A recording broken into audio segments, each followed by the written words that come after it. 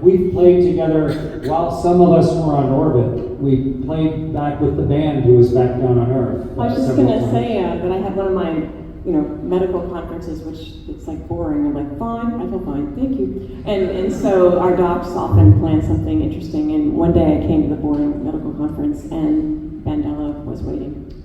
And so we played together for like a half an hour or so.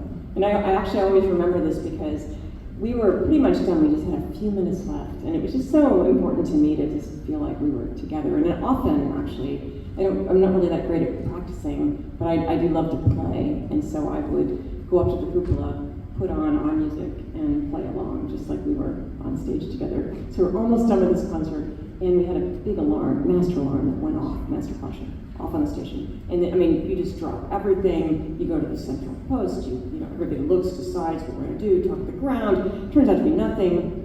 And then we went on with our work, because, we're almost done with the conference. And then at the end of the day, I was gonna go play my flute, and I'm like, what did I do?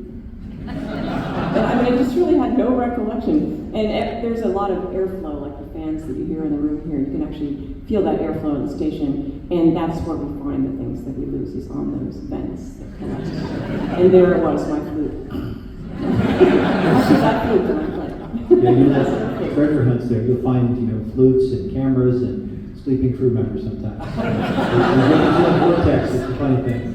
It's so cool when someone is late at night and they're typing on the computer and you doze off to sleep, and then they just sort of start floating through the station. And everyone's like, shh. And they go floating through until eventually, as Dan said, boop, they're up against some sort of air filter somewhere.